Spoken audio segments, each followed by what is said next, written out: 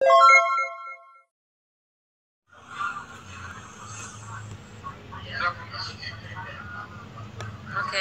jadi administrasi keuangan itu adalah salah satu komponen yang harus ada di dalam penyusunan proposal PHP 2D. Apa itu administrasi keuangan atau administrasi?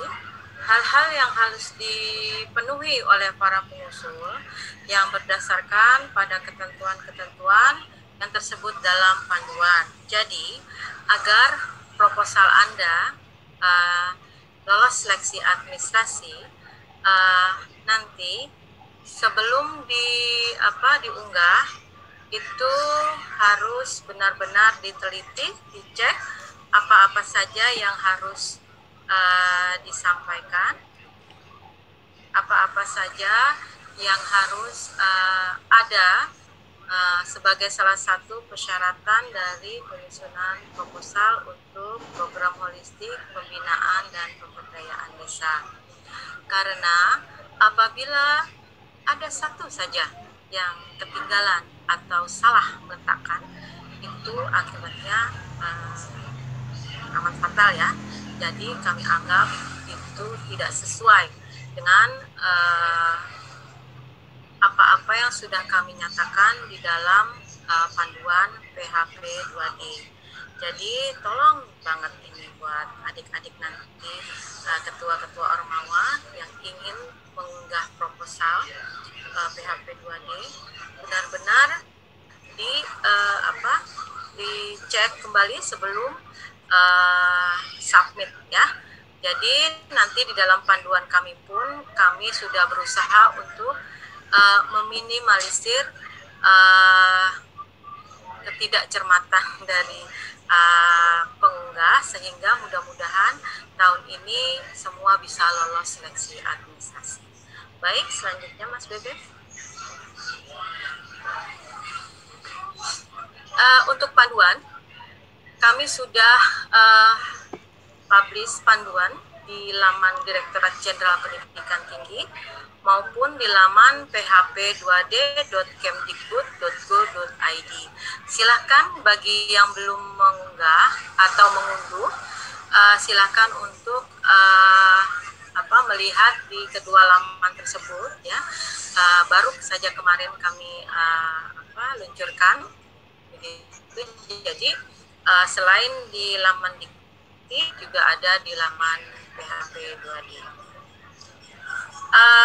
Di dalam penyusunan rancangan anggaran belanja itu ada hal-hal atau komponen-komponen biaya yang diperbolehkan dan yang tidak diperbolehkan. Yang diperbolehkan antara lain, Mas Bebe, suara saya bagus nggak ya? Bagus, Bu. Halo? Bagus, oke. Jadi komponen yang diperbolehkan itu antara lain adalah bahan habis pakai, kemudian peralatan penunjang, dan perjalanan. Perjalanan di sini adalah apabila memang memerlukan biaya perjalanan dari kampus ke desa. Namun perlu diperhatikan juga bahwa perjalanan ini tidak terlalu jadi prioritas saja. Jadi jangan habis di perjalanan, itu pesan saya. Kemudian biaya yang diperbolehkan lagi adalah untuk seminar dan publikasi. Sedangkan yang tidak diperbolehkan antara lain honorarium baik bagi pelaksana, dosen pendamping, ataupun tenaga pembantu lainnya. Jadi apabila nanti dalam melakukan kegiatan PHP 2D diperlukan adanya, jadi adik-adik nggak bisa sendiri ya, jadi perlu bantuan orang lain. Itu sebisa mungkin dilakukan dengan gotong royong dengan penduduk desa setempat atau pemuda-pemuda desa setempat, namun tidak diperbolehkan untuk memberikan mereka honorarium. Jadi itulah perlunya komunikasi yang baik dengan penduduk atau komunitas yang ada di desa tempat kita mengadakan kegiatan PHP 2D.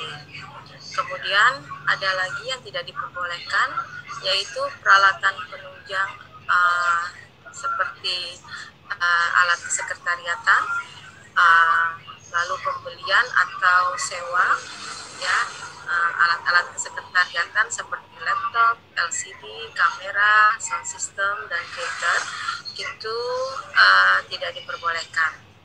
Jadi benar-benar yang ingin kita tekankan di sini adalah biaya yang disusun atau rancangan anggaran biaya yang disusun memang benar-benar untuk kelancaran kegiatan tersebut, ya.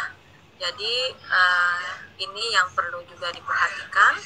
Dan untuk penyusunannya itu tidak harus memakai atau dengan format tertentu, namun kami bisa memberikan contoh tentang penyusunan rancangan anggaran biaya atau RAB yang jelas namun yang sederhana namun jelas. Baik, Mas Beben, silakan contoh dari RAB yang dibuat secara sederhana tetapi jelas, ya.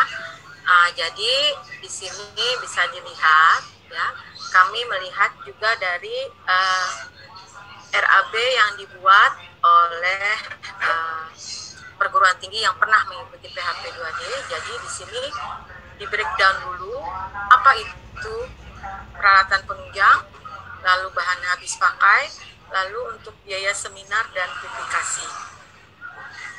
Biaya maksimal di sini adalah 40 juta, namun nanti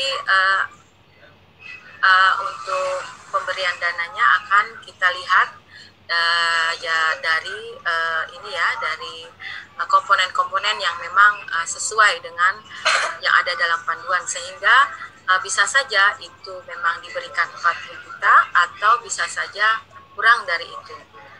Namun ini tadi kita buat dulu RAB secara sederhana tetapi jelas, ya.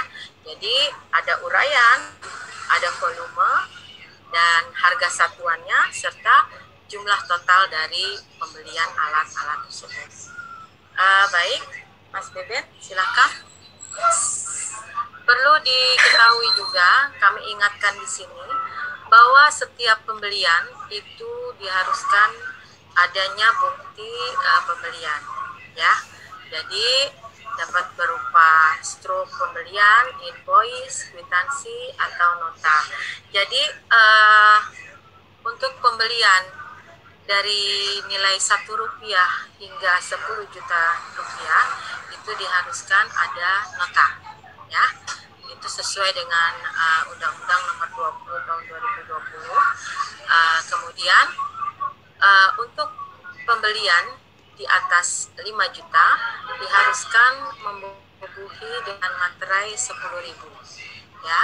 Apabila materai 10.000 itu belum terdapat di daerah adik-adik atau Bapak Ibu sekalian, bisa diganti dengan materai 6.000, dibubuhkan materai 6.000 sebanyak 2 buah, atau materai 3.000 sebanyak 3 buah, dan materai 6.000 ditambah dengan materai 3.000.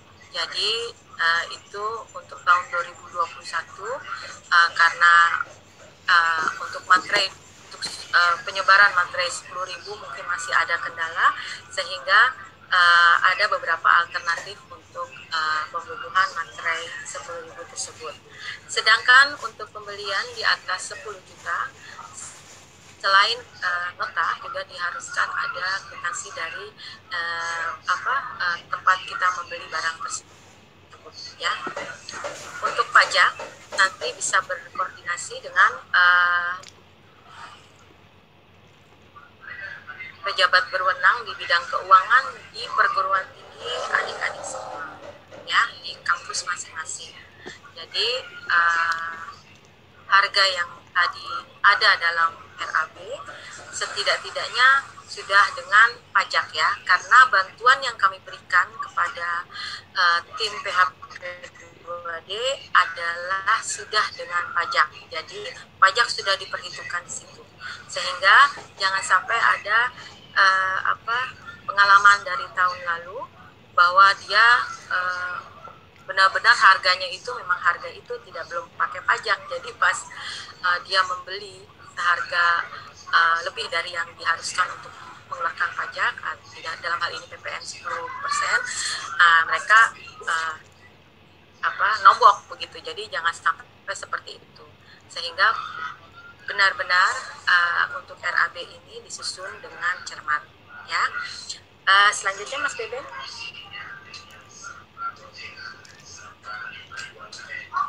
Ya, ini juga tadi sudah dijelaskan lebih.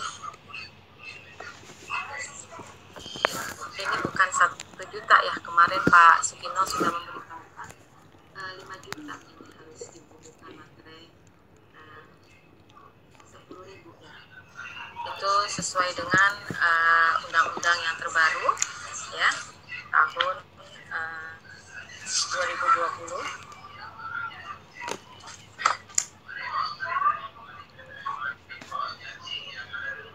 Ya, baik, selanjutnya Mas Beben. Ya, sudah selesai. Jadi untuk administrasi keuangan itu